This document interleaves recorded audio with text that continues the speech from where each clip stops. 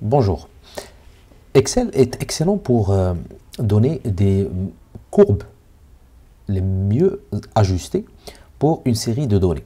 On a ici par exemple, on va commencer par un exemple linéaire, on va voir dans d'autres vidéos d'autres moyens d'ajuster une relation entre des variables x et des variables y.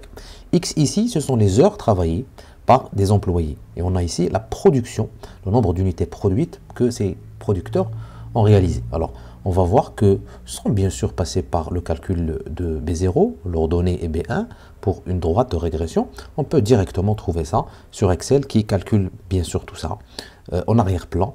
Et donc, il suffit de cliquer sur certaines choses pour obtenir tout ça.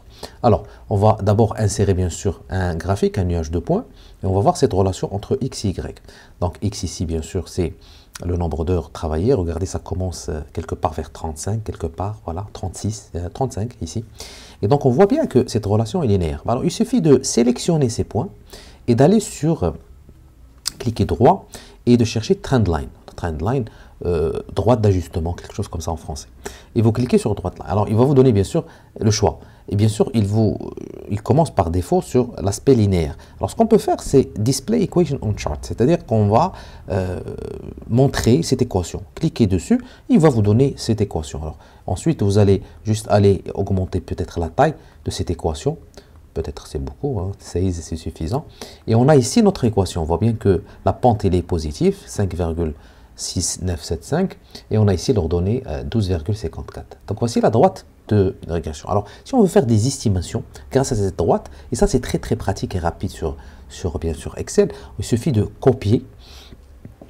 Je vais faire CTRL-C de cette partie-là, CTRL-C, et je vais aller sur une deuxième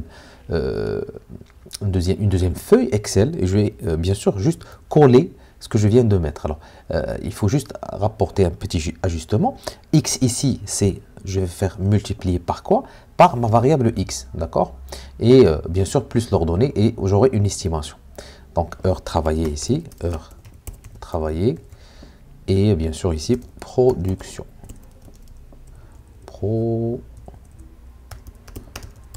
Voilà.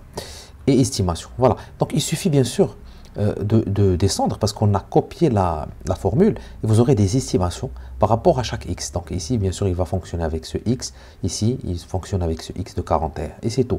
Alors, si on veut calculer la différence pour voir est-ce qu'on est proche ou loin, bien sûr, il suffit de faire la production observée, bien sûr, et moins l'estimation. Bien sûr, tout ça, c'est une erreur d'estimation et on voit très bien ici les erreurs qui sont relativement faibles quand même par rapport à notre modèle linéaire. Donc, on voit bien que parce que la relation est linéaire, cet ajustement par une droite, bien sûr, de régression qu'on appelle, a été bien sûr une bonne manière, si vous voulez, d'ajuster et de faire des estimations. Alors, on peut aller un peu plus loin, faire par exemple une estimation d'une valeur qui n'a pas été observée ici, comme par exemple 30. Donc 30, voilà, il vous donne déjà une estimation de 183.